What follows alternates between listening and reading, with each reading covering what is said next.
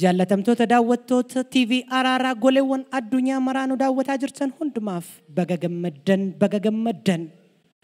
Kun sagantaa keenya idilee sanbataa amma yeroo namni waaqayyoo namoota dhibee garaa garaatiin rakkataa turanii gaara ARARAA iddoo argamu waaqayyoo jala jiran kana irratti sagalee labsii amantii baasan irra geenyee jirra. Sagalee labsii amantii kanaan baay'ooliin fageenyatti qaqqabamanii dhibee isaaniitti hiikamanii eeggannoo isaanii argatanii dhuga bu'aatii isaanii nuuf qoodanii jiru. Maarree humni dubbii sagalee waaqayyoo keessa jiru inni kaleessa hojjetaa ture har'as hin dulloomne. Achi lafa isin jirtanitti isin qaqqabuuf harkisaas gabaabaa miti. Akka isaan labsii amantii namoota as jiran irratti labsuudhaaf deemaniin sagalee labsii amantii kanatti amantiidhaan hidhadhaa. Eebbifamuuf daawwatamuu keessan akka mirkaneeffattaniin dhuga baatii keessan nuuf qooduu hin dagatina. Eebbifamaa hafaa. Dear viewers of ARARA TV, this is our regular Sunday program and now is a healing ministry time. Man of God is going to declare a prophetic word, the word full of healing, the word full of restoration. As you are watching to this miraculous program, remain tuned by faith and receive your miracles right here. For the distance will never be barrier to the delivering power of God. As you have confirmed your reception to your miracles, send us your testimonies and feedback. God bless you.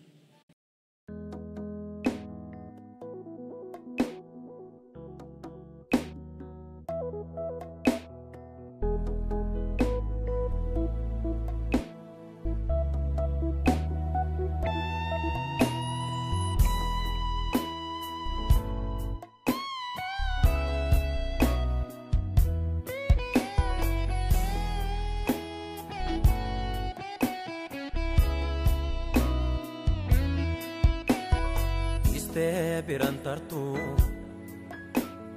kabde kastam kufa kawaf komen kabdu atin komatamtu hoji ketan kufa kaum sapotati jalko bisenako lami noli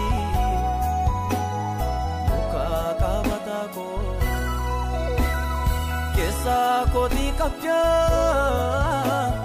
yada no gagari kanken dagatamu yodar belle barri wajin bune bane dachaf garabaye sirkaum tunam butun jalala ke moe keessan beekne kanarraanu se'a cinne walittafne gooftaa kwanaafati ichuu ammaanu abbaadhaan maatanaafi yaada kooti haatanaafi qabeenya maatanaafi hundaadhaan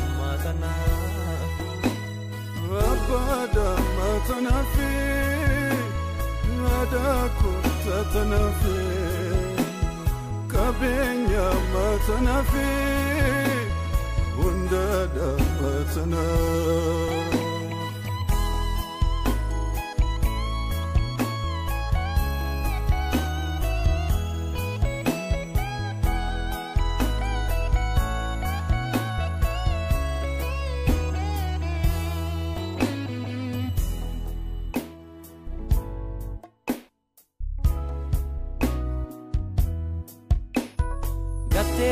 Nalifte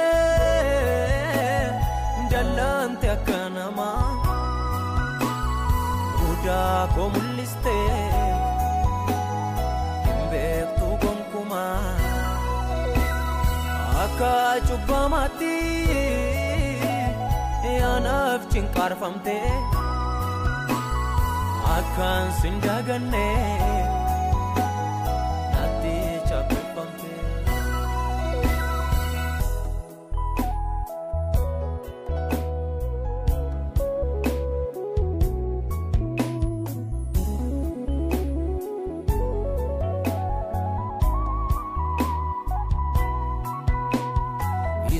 ati lubbu ko lubbu keetiin bitte yaade tan dinkama tufi tokko malee tarkaan facaasente arada jubbama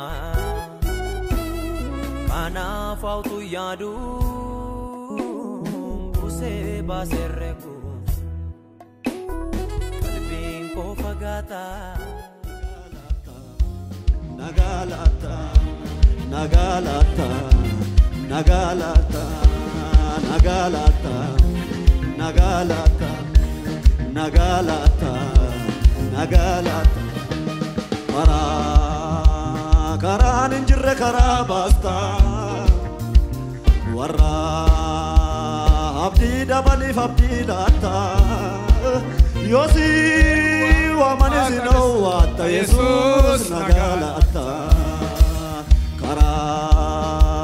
karan injirre karabasta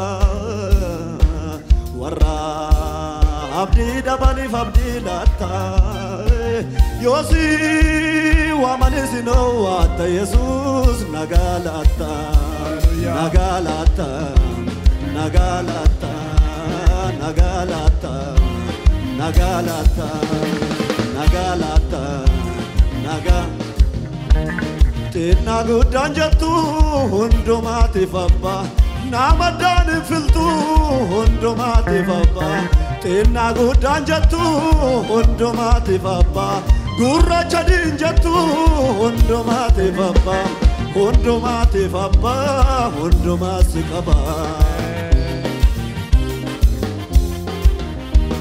gurra chadin jattu hundumati fabba namadan filtu hundumati fabba Tina gudan jattu hundumati fabba namadan filtu hundumati fabba hundumati fabba hundumasi kaba hundumati fabba hundumasi kaba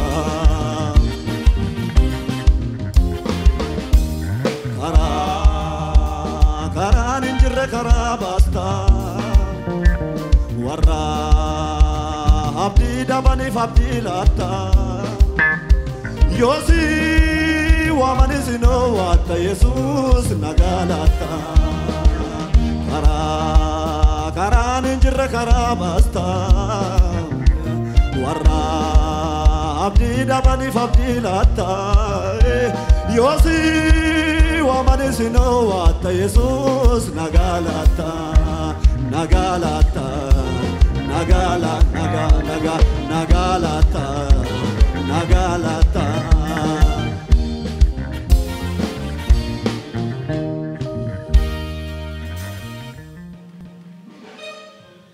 Radi ana masakra andi adik lari aradana makronda boletti rakkata jirtu na nagaan sifatao Greeting, sister. You are suffering. Lord. maltat Jilfa korratti xinnoo tokko dhiitee geessikaase homti danna kootiin hojjetu harki koosminni koosin hojjetu duddumaan ciisa. amma meef Ji'a sadii maskarame kaase bakkuma keessa iddoo kadhataatii ka'ee naanna qabee. jasadin cifta Duddaan ciisa mana fincaa'ee dandeen taa'uu nyaataa isaan tafaan nakaa eegan baarriin irra ga'ee harki koolaa akka hiikamuu ta'e. ol gallanii kamuu ta'e Amen. ergas keessa seente arge anni ishee akka hiikamuu ta'e malee erga jasadii duddaan cifte yaa Dr. Yesus bakkeetti jalqabe Viewers, this sister was laying at her back for the last 3 months, but from the time she entered into this compound, the angel of mercy met her, and now keep watching as the Spirit of God is going to perfect her healing upon this healing mountain. Let her to come. Keep watching. watch a screen watch Look at her, for you will. watch Receive your healing right there too. Akka shanatti itti dhuftee ergaa gammada rakii yaabdee laala waan shan ta'a jirtu. And even from the time Maan gaafal yaabdu maaltu ta'e? Akka una nazaree fumbeel. Sinazare. Abjuuna natti fakkaata. Out! Never again! Go! The mighty name of Jesus Christ. Jabastee maqaa gooftaa Yesuusiin baay'ee keessaa. Yoo xiqqaate erga shanachi ammasitti deemuutti kaate nama fursadii bira darbe. Likki garuu gaafa dhufte addana yaabdu akkas gadi godhe. Man nanazare fin beeku. Presence waaqayyo ato naannoo naabadde atmosferii waaqayyo hundi to'atee jiru ganaa tuchi jalqabe. But from the time she entered into this compound, she could see change over herself. Kaasi. Pick it up. Nalale. Never again. Never again is the name of Jesus Christ. Out! Kam xaxxe ji'a sadiif. She was tied for the last 3 months. Si'a lama keessaa caraan isokki. Make a shot Go! twice and leave her. Out! In Jesus' name.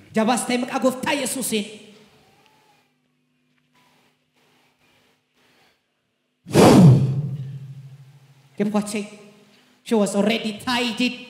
You are free. Has been sleeping by her backside only, and even suffering for defecation and the urination. You are free. And man of God has declared her freedom. And keep watching. Watch the screen. This is how she has been striving to stand up from her seat. Watch. Look at her. Remain tuned. Maltate. Amma fayyera. Kai gamarre. She was saying, I'm already healed now. Maltate injede. Gatiitti koo keessatti mul'afa qabu na dhukkubaayira. Ollatti fidime. Si'a sadii afura kee bakkeetti baasii humnaan. Breathe out deep 3 times. 2, 3. Go. In Jesus' Pai name. kesa. Go. Wita Go. kausta. In the name of Jesus Christ. But Jesus Christus said, Lord, at here, blessed be the name of the Lord. Keep watching. Watch the screen. This is a spiritual massage of the Kai Holy umna Spirit. dega ole chatting. Rise up by the power in the blade of the Hello. Lamb. Hello? Demi. Walk straight. Walk straight.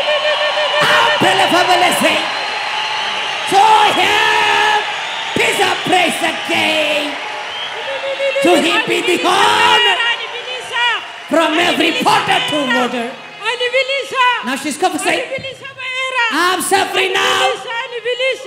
Look at Sam. This is her caregiver and husband celebrating. We sing Waka taaf galata fiduu kan danda'u. unusual sound. And to him be the glory again. Waaqayyotu bilisa nu baase. Waaqni sadi rakkanne. Maal gootan? Baannaa shinti beetii irra keenya. Baannee shinti beetii irra keenya. Galgal mul'ee namoonni baay'een asittiin nu gargaaranii nu shinti beetii irra keenya. Gajjadee ol jedhi. Look at him. All. Man of God is Hey. encouraging her to do what she's doing this. She has not done this. for the Yaadinaa last Yesuus 3 እግዚአብሔር months. ልጅ. And her husband was saying, we were lifting up up heaven from her toilet seat. But now the Spirit of God has made her. She is Achis bilisa abbaa kana amantanni goolchaan. And to him be the glory again.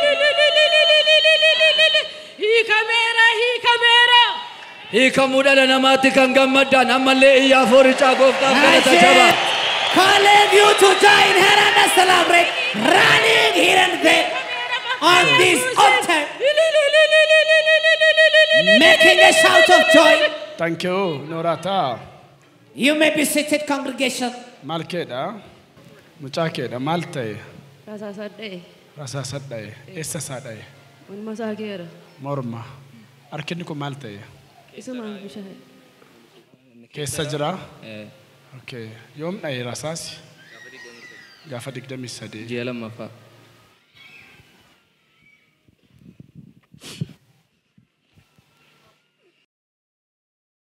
Keep watching to the screen. This brother had a bullet accident Nalale. Be out! and was suffering from the pain for The long. mighty name of Jesus Christ. Yeah. Jabastem agov TAYE susin. Watch a screen. Watch a screen. Lala gar screen. Arkicha fu masake sa. Galu yitin na keessa jira. Arka jese jira. When the bullet is in him right Go! now, but the Holy Spirit is at work. You are free. The man of God has declared his freedom, Kai digolichan. encouraging him to rise up. Arkicha lafa kabe kai. Watch. Look at him. This is a king. Castle. Unbelievable. Yeah. Lamasa. Blessed be the name of the Lord. Healer is his name. Waga taaf galata video kan danda'u. Jehovah. Rafa. Fayyera. Waaqayyoon haa galateeffadhaa. Rasa kabar wada lamasa. Yeah. Jehovah. Ammallee galateeffannaa fi waaqayyoon. Ani fayyera. Out. The mighty name of Jesus Christ.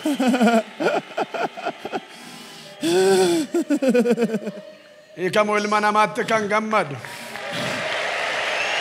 And here came who is glad the deliverance of mankind. Maal keessan mamma. Akkoon akkas nama jaallan. Mama celebrating. Akka barbaad. Lay. Look at him. Wow. Blessed be his name forever. Yaadannaan Yesuus እግዚአብሔር ልጅ. God is his name, okay? Beyond imagination. Wow. Ilaal harka du'aadhaan push up hojjete. Can imagine. Viewers, Iyyuu faarichuu kan danda'u waaqotaaf. already few minutes ago, his hand was already dead because of that bullet accident. But the Spirit of God has restored him. Ammaa kaasee aangoon dhukkubaa kam du'eera si keessaa diigolichaan. Any form of sickness is tied out of you. Out! Gammachuu TAYE keessatti keessan. qabam. Beekaa baay'een gammade. Alkarra waan jiru guyyaaf duwwaa marfee fudhadheerra fa'a. Biqiltii beekaa halkan ta'e. Saasii gartan maal sitti dhaga'ama? Gaa jalqabuma gaama illee ta'een manatti qorre. Hin galateeffannaa fi waaqayyoon.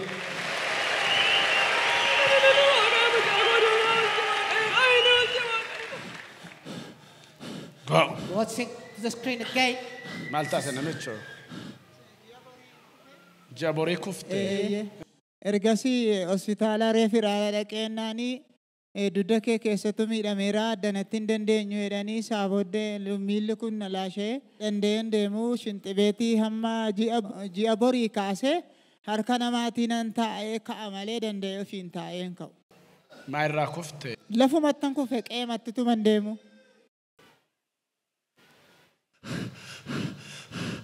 Holy Spirit at work over this brother.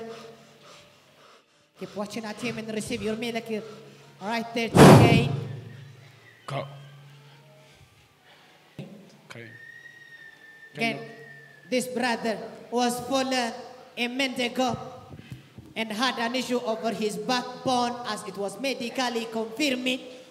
And he is right now, right here, with his medical document. Man of God is ministering him. As the Spirit of God is delivering this brother too.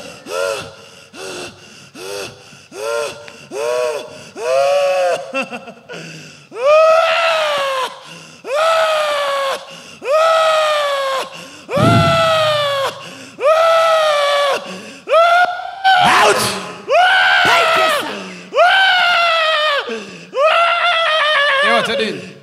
What spirit are you? Abidda samii ayotanii. Fire from heaven.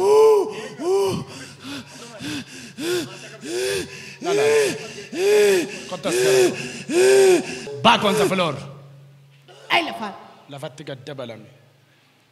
Get down to the earth. You are free. Out of here. Amen. Melissa, Dave, keep watching at him again. This is again another miracle of the Holy Spirit restoring the health. That has been suffering every fortification. Now he's compensating. Mighty name of Jesus Christ. Amen. Amen. Amen. The mighty name of Jesus Christ. Randala baradana Masarat. The mighty name of Jesus Christ. The mighty name of Jesus Christ. Be healed. Be healed in the name of Jesus Christ. Be healed. The mighty name of Jesus Christ. Amen. Amen. Be healed. Amen. Go. Amen. Amen. Amen. Amen. Amen. Amen. Amen. Amen. Compensate. Out. I am healed. Even. Amen. The mighty name of Jesus Amen. Christ. Amen. As he Amen. is under the ministry of the Holy Spirit. Amen. The mighty name of Jesus Christ. Be Amen. healed. Amen. Sirka fudera kranchi kanarram. Amen. I cast down this crime. Sirka fudera diga ulichan kanamant. I throw down any crime from your hand right there too. As you are watching to this miraculous program. Sanarra basi chamasa. Bala malit. Rasasa sidae. Yom. Waggalamma paardi maar. Hey. Waggalamma guutuu kiraanchiidhaan hin deemaa. Waggalama kiraanchiin. Eessaa dhufte? Diggaadha. Maaltu si keessa darbe amma? Ana komnu wayii callee yaasin biiri. Hidda gosa citaa keessa sana qabbaneessaa darbe. Hidda kee walitti harkisaa. Si qabbaneessaa. Viewers, he had a bullet shot over his leg 2 years ago. And using this crutch for the last 2 years. Narvi haaraa.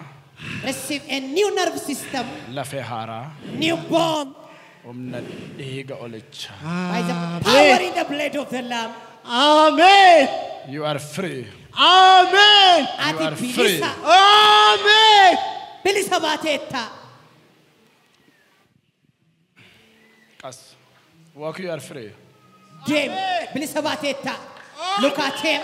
For the last 2 years, he has never worked without using. Achis bilisa paamna dhiiga olichaan. Then this is a miracle. Amen. Galata jabaa gooftaadhaaf fidaa. Galateeffadha. Waggalama guutuu kiraanchiin hin deeme. Galateeffadha. He's asking you to join him and celebrate.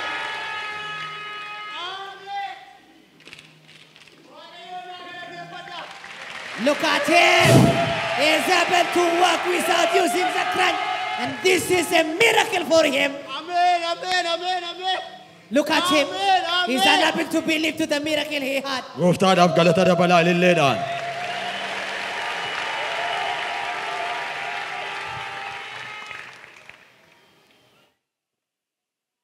Kaasishee. Maal keedha yaa? Haadha manaa kee. Maal taate ati manaa kee?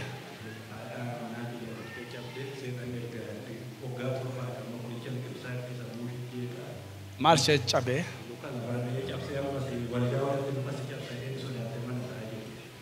Fidarka kee. Keep watching to this peer healing. And through this power impartation of the Holy Spirit, Touch God ishee. look at him. Touch What the God. prophet is doing as he was led by the Spirit. You are free. And the man of God has declared Walk. her freedom through this power impartation ministry. Yeah. And this is her husband. And the sister is confessing her healing, saying, I am healed and I am free now. Thank God, joining me. Namicho maltaate amma. Akka abiddaan na keessa darbaa jira. Amma u darbaa nalaale. Look at him again. This man is sensing Go. the fire and fire of the Holy Spirit. You are free. And the man of God has declared his freedom too. Maltaate. Manku fedor berra. Maal keessa bere. Askee geessa referaalii deemeennan. Referaalii hospitaalee. Eeno. Maggadaaxamiyaa. Maggadaaxamiyaa kana lafeen kee cabeera dafinoo isaatii lamatti kottuu naan jedhan. Operaashiniidhaaf. Eeno. Bormoo. Eeno. Borsaatii lama. Eeno. Bormoo arrasiifa dhumuree. Haruma naaf dhumu. Okay. Keep watching to the screen again. This brother was fallen. Hey! And had an issue over his wrist joint. And he had an appointment to be made a surgery for tomorrow by 8 o'clock international time. And the Spirit of God is Afura keessa sadi bakkeetti baase. Tokko. Lama. inter Isa dhumaa. CC You are free. through the ministry of Kaya. Kaya. healing by his prophet right now. And keep watching at him. Bas lebereke. Man of God is encouraging him to do what he has been suffering to do since he was suffering from the pain. Now the man is confessing his healing and a free time to him. Peace and glory Galateeffadhaaf harka keessa walitti buusaati. forever again. Mighty name of Jesus Christ. Jabastem Gooftaa Yesuusin. The mighty name of Jesus Christ. ኃያል በሆነው በኢየሱስ ስም Bala maleti. Jilba kee cabe. The mighty name of Jesus Christ. jabastem Gooftaa Yesuusin. Keep watching to the screen again. This brother had an injury over his knee joint The mighty name of Jesus Christ. and suffering from the pain for long. The Spirit of God is massaging him through this divine ray therapy of the Holy Spirit. Keep watching. The mighty name of Jesus Christ. Be healed. The prophet is waving out his hand. Rush. Let him shake out. Rush. Let him shake. Maltus keessa deema. Kaya dapat. Man of God is encouraging him to rise up. Come on, come on. You are free, Gati. Put it down. You are free. You are Declaring free. his freedom and encouraging him to walk without a crutch. This is a Galatoomaa. It is God restoring power. Now the man is confessing, I am free now. I'm set free now. I'm set free now. I am free. I am free now. Thank God. Mighty name of Jesus Christ. Bulesa mada kranchi gate deemu kun amma akkamitti akka dhufe warra gartan indeet indametta jala kaa'ee akkasitti sau kranchi lamaan harkisaa oof amma garuu freely deema. Viewers, the same man that was walking freely was dragging his leg, as you could see on the screen previously. The mighty name of Jesus Christ. Be healed. Be healed. Abidda Powers. Harka keessa walitti buusaa gooftaaf galata dabalaa. Keep watching at him. He's walking without using the crunch. Sila maalif kranchi lamaanii lafar itti utubdee harkifta lammasaa lafarra. Deemu dide. Deemu amma oo. Amma naa deemeera. Gati kranchiin kan kemin you are free.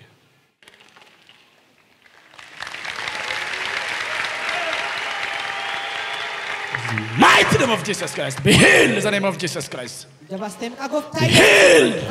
Randa la baradana namasak randa la borodiana namakranda. Ras. Let him shake out. Be healed. The powers. Be healed in the name of Jesus Christ. Amen. Be healed. Fire Jesus in fire. The Samira. Amen. Fire from heaven. Amen. Be healed. Powers. Kuni jana matto rakisa. Binesa ukana nini and Father, in the name of Jesus Christ. Fire Jesus. Be healed. It dirty baby. Fire. Amen. Amen. Amen. Amen. May you be set free by the power in the blood of Jesus Christ. Amen. Amen. Lafee dhaqee wallaan tuqe. Lafee dhaqee wallaan tuqe. Maayet? Gaafa sinatti buutan lafee dhaqee wallaan tuqe. Wallaan tuqe? Garaagara jira sila? Hin cabe lafee. Haqee wal tuqe amma? Tumatti dhageessuum? Gaafa sinna rukutan dhaqee wal qabe. Amen. This is a miracle. Miraculous mending of the Holy Spirit. He was saying, when you touched me, my broken bones were joined together. Nala. Sittimbu neman. Anakki ko asirafa majra achi sittimbu malesatu. Amen. But the prophet was waving his hand from distance. Senemo kam se godaaira. Diverted isa sollachisara. Just screen. So diverted. Keep watching. The healing power of God is deflected to the mighty name of Jesus Christ. Amen. Sitting beside of the brother that was healed. Amen. Keep watching at him. Bala malida kanke. Qotonare. Maltus ke sade mam. Amma natti qabanae. Haqee wal qabe gaafa sinna rukutan. Amen. Itti bu'eera warras jirtan. Amen. Yeah, ana sinatti raasa inni mochidha goofta. Amen. You are free. Amen. Viewers. Amen. He had this injury from accident, but the Spirit of God was mending as the man of God was vibrating his hand. And it is even terrible to see it. But with the message he came, let him do what? For his own glory. And the man is confessing, I am healed. I had a mercy. My chains are broken. Keep watching to the screen again. Out! Paikesa. Mighty name of Jesus Christ. Amen. The mighty name of Jesus Christ. Amen. Amen.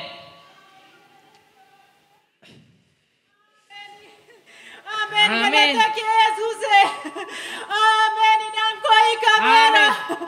This is his wife also celebrating.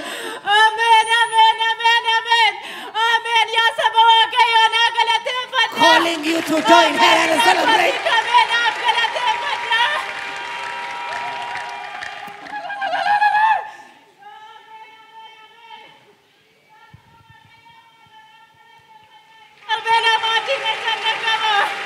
He's asking you, dear saints, join me and celebrate and praise God on my behalf. Why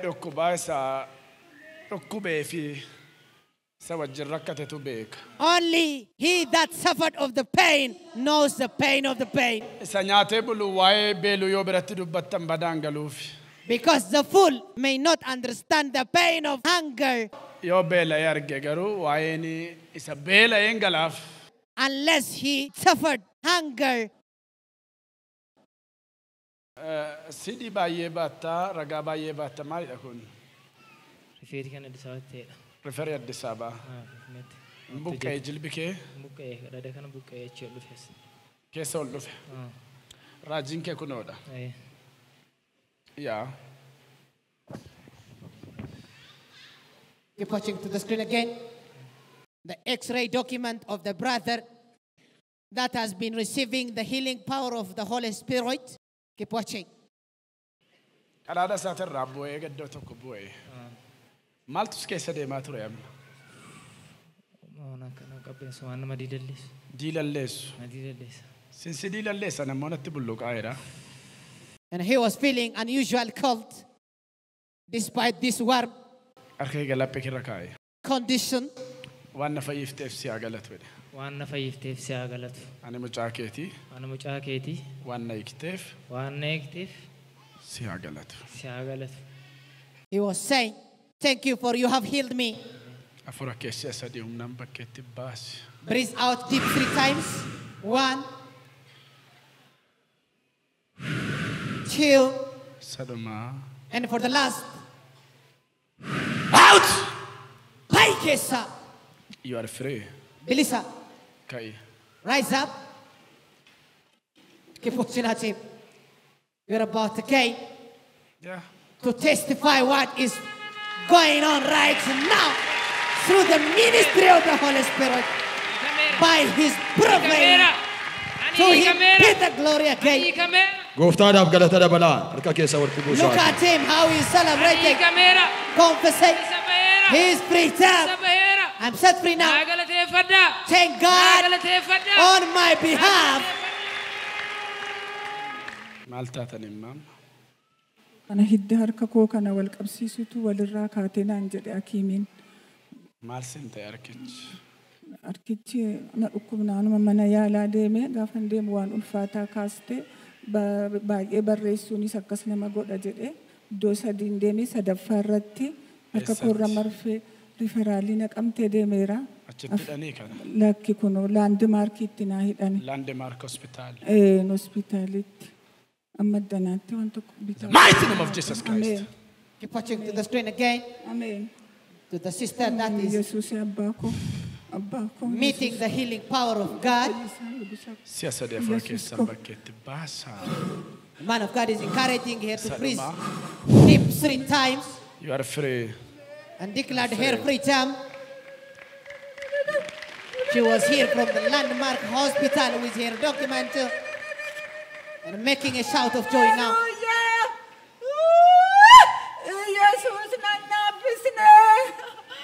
Nalala mam mala. Nalala. Ya kabar badar. As man of God is showing what to do. She's able to do losing that pain and to hear peace and glory again. Mighty name of Jesus Christ, be healed. Now she is calling you to join her and celebrate and praise God on her behalf.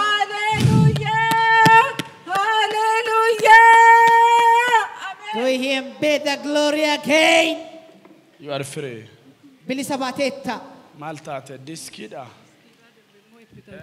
Diskida hepatitis B positive. Diski hepatitis B. You are free. Amen. You are free. Amen. Kabar badal jade filal. Has been suffering from this slippery and hepatitis Tu era B. samba kerra tru kerra digolichatin. And a man of God has declared that power of viruses died out of her liver. Mighty name of Jesus Christ.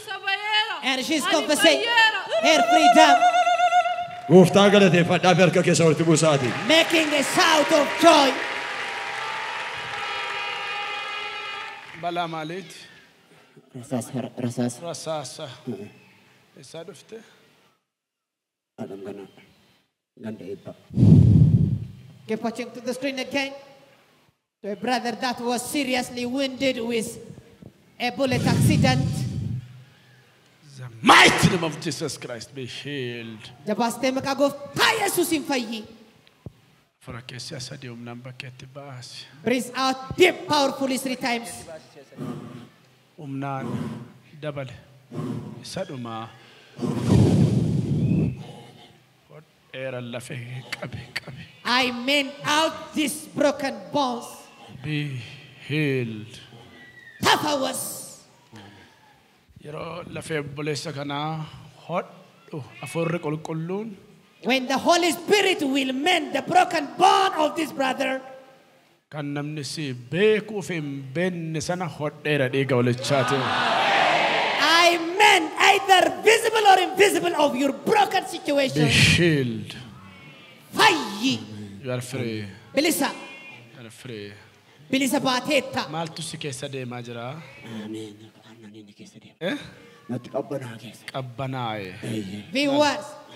He was also feeling unusual cold. Harki du'e kun of baru. And that was the presence of the Holy Spirit. Kaasol. Keep watching. Ol. What he is doing as man of God. Kana He caalaa. is trying to do. Ol ka'umsi rakkisaa sirra waan jiruuf. Seeliin kee du'eera. Of hin beeku. Yaa. Du'aadha. Omaan beeku. Viewers, his cell system was already dead. You are free. And the man of God has declared his freedom. Amen. Ani bilisa. Ani bilisa. Now the man is confessing Ani bilisa. his freedom. Ani bilisa. Saying, I'm free now. Ani bilisa. I am free. Fayyini naa ta'eera. I have healed. Ani bilisa. I am healed. Ani bilisa. I am healed and I am ta'eera. free now. Araarri naa ta'eera. Ani bilisa. I had a mercy. Galateeffadhaa Waaqayyoon. Thank God on my behalf. Waaqayyoon naa galateeffadhaa. Araarri naa ta'eera. I had a mercy. Amen. Amen. Amen. Amen.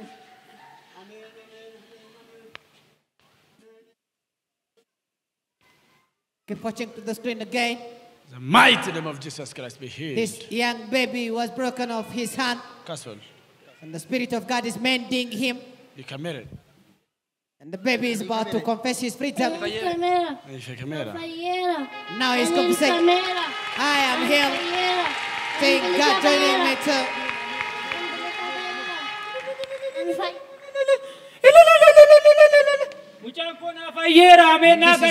Mighty name of Jesus Christ. His caregiver and father celebrating his healing. Keep watching to the screen again.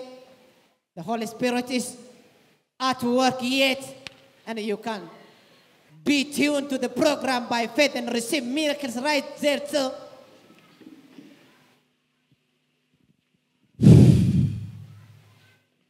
Beyond imagination, miracles are being happening right now through touch of his prophet. And may you encounter this healing power of God right there too. This is mass healing. Many people are being healed from incurable sickness. Malket. Bamanaket. Malte. Okay. Frakesia sadi baketi bas. This brother Saduma. Mighty name of Jesus Christ be healed. From chronic nerve and disc be healed. Sickness for long. Out. Paikesa. Duddake hot era. I mend your backbone. Hot era millakes duddakes. I fix your nerve cells and your leg too. Nalal. Look at me. Of Jande. Got this. Stand straight. Of Jande dabat. Sustain yourself. Walk. Of Jande dim. Walk straight. Sustain yourself. Duddake hot era. I'm fixed. I can another miracle. Blessed be the name of the Lord. To him be the praise again.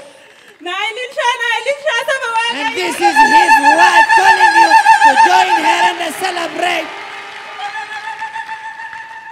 He was left over sick bait. Maltis kesa darbe. Amana Nazare. Senazare. No, one negative, one academy nachinku, hinchu negative. Sigat this. Okay, you're free. Amen. Amen. Malamantinke. Ani yau Orthodox intre rodorbe for Erasmufe. Okay. Asiti. Esa bike. Ani nakamtera hojir afan barahajiram meditation. Okay. Don't worry. Amen. Okay. Ani bilisa bayre. Ani bilisa bayra. Yeah. Ani bilisa bayra. Keep watching. Confessing. Amen. Nailicha. Ani fayera. Calling you to join him and celebrate. Confessing his healing. Altatiat. Eh? Toora of day. Yom. Toora better bekes. Okay. Rise up. Keep watching to the screen again.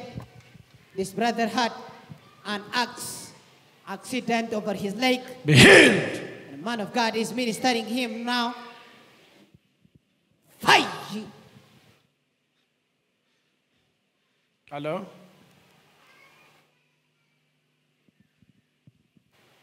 Nalali. Look at me. Maltatiam.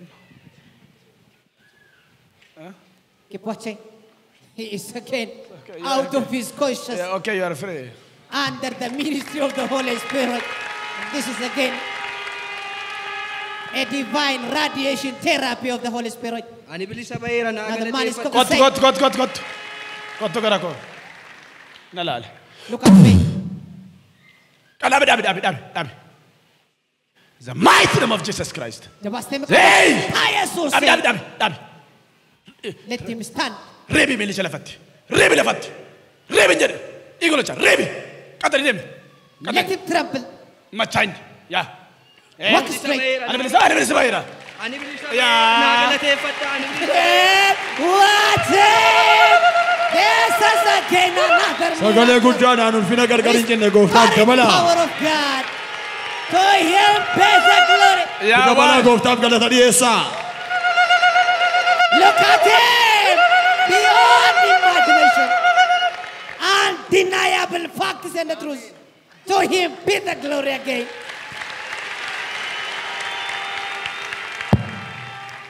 Malta ette.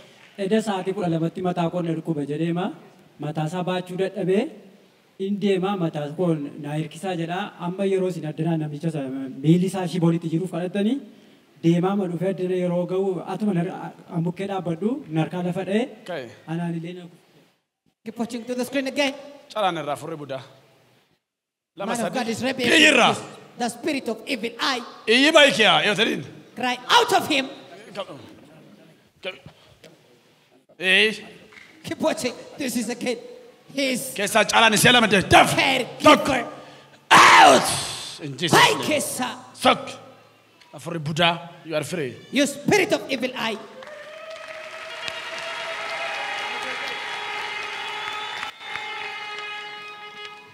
Chalaan. Come on. Hey. Ani bilisa beera. Ani fayyeera. Waaqayyoon haa galateeffadha. Ani bilisa. Keep watching. Kas. This is a mass massaging of the Holy Spirit to people suffering Hey! from different sickness. The mighty name of Jesus Christ. Be Jabal healed. Agov Taayyee Susin. Fight! Okay, you are free. You are free. Bilisa, Bilisa. You are free. You are free. Atis Bilisa. Okay, you are free. Atis Bilisa. Ani bilisa. Now, Ani bilisa. they are Ani confessing. bilisa. Ani fayyeera. And she is Ani also bilisa. confessing, Ani bilisa. I am free now. Keep watching to the screen what the Holy Spirit is doing again. Keep watching. This is a divine restoring power of God. The man confessing. Okay, come on. Malta te ah. Malta se rukkuba. Sidii ta'e naan jedhee manni yaalaa tiruu kee irratti. Idda dhiigaatu. Eeyyoo kanaaf immoo kanaaf qaamni koo kun olitti hojjetu. Keep watching to the screen again to the man that has been suffering to part of his body dead. Come to hojjetu. Tiruu irratti hiddi dhiigaas. You are free. Amen. As it was medically confirmed, Kas. there was an issue over his blood vessel. Afura keessi asadi bakkeetti. Man of God, Isa dhumaa. breathe out deep 3 times. Maaltu si keessa deemaa ture? Wanti ta'e na keessa yaa'aa jira. Waan akka malee? Akka biddaan dhagnatti wanti ta'e na qabate. Dhagnatti wanti ta'e na qabate yaaduma kaasennaan ol seeru. Si qabate? Keep watching. He's again sensing something You are free. like a You are burning free. fire candle all over his body from the time he has entered into the congregation. That was the presence of the Holy Spirit. Look at him now. He is celebrating, doing what he has been suffering to do for long. Maal taate? Anuu beeku. Attam si godhe? Na walachiisa.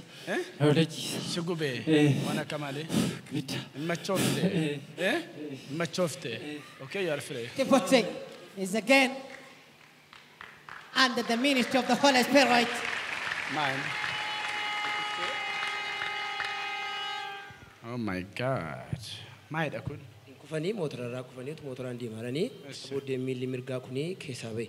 Isa keessaa bahu buusaan gara gadhiisuni gara miilla gara gadhiisuni hin cabe. Isa booddee isa cabe sanaa sarjirii godhanii keessaa baasanii waan biraa gashan. After Shalem. Maqaa Yesuus Buqqeettuu kanarratti. Kiristoos. Waan kee abbaa kana laala waan lafee walitti gaxxamu lafee gidduudhaa fuudhame kee yaa. Keep watching. This is Watch the screen. a marrow displaced from her knee joint. Kun maggaxaaxamiyaa kan wal qabsiisudha. It was a marrow, a fluid between the knee joints. Keep watching to the screen. Iddoo isaa after Shalem galee. Iddoo isaa isa booddee waan foon irratti marguu danda'u jedhanii yommuu sanatti si'a sadii sarjarii taate. Si'a sadii. Si'a sadii sarjarii. Yoomi kun? 2014 ji'a 11ffaa keessa gaafa 23ti. Amma kiraanchiin deemutti ka'uun kee ammam? Jeesumaa kaaseeti. Ji'a sadii olti. Amma seenii ergasii manaan baatu siree marra jirti hin deemtu. Kanayyuu erga as dhuftee ol baatee gabbuu irratti deemsa jalqabdee inni irra jiru hiiti irra jiru irraa gadi gale malee hin deemtu turte. Ko ergan dhufee mana kana keessa galee hiiti dhanna koo irraa xinnoo ishee ba'an irraa bu'eessu. Ilmi Waaqayyoo fayyaa kee akka inni deebisu namantaa? Nana mana. Viewers, for the last 3 months she was left over the sick bed and she was made a surgery for more than 3 times. Keep watching. As man of God is vibrating out to his hand, what is happening to her leg? Man of God is coming. Her leg to shake out. Keep watching. This is the divine mending of the Holy Spirit at work through the vibration of the hand of his prophet. And she's out of her conscious. Keep watching and receive your miracle.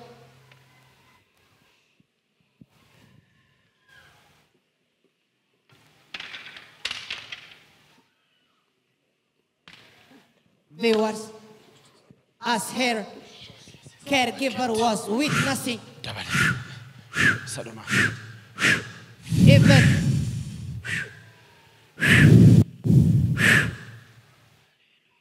she could stand using the crutch after she came into this compound. Jabina haaraa. New strength. Charge si godheera. I charge you on. Already kan uumama si keessaa baasaniiru. They have already removed the natural. Qaba Yesuus spare part haaraa. And Jesus has a new. Irraa kaasee miilli kee lafaa ejjetu. Amen. May you tremble from this time on. Adeem. May you receive power to walk. Maaltu si keessa deema? Amma nagaan qaba kanaan koo keessaa nagaan qabala. Amen. Kottu. Come on. Keep watching. Come on. Man of God is encouraging her to take steps as he is led by the Spirit. Inni uumamaa keessaa fuudhamee kan namtolchee keessa jira waan ta'eef kun humna uumuu Waaqayyoo barbaada. This requires the creating power of God. Nama 13 ol kan taane kan akkas doktariin keessaa baasee gate ARARA TV irratti warra gartan lafee haaraatu uumame isa duraa baatanii lafee isa kee abaayee baatanii qaama haaraan dhufan. If you have seen on ARARA TV, ji'a lama booda miilla keenya akka duriitti deemta you are free. Amen. God has fixed the problem of more than 30 people, and you too will come back with a new leg after 2 months. Afurri itti galee. The Spirit entered. Isa isaan keessaa gatan sana dhaqee huuma. Removed the artificial and created the natural. Uumamuuf immoo processii barbaada. And it takes the time to be restored. Wow.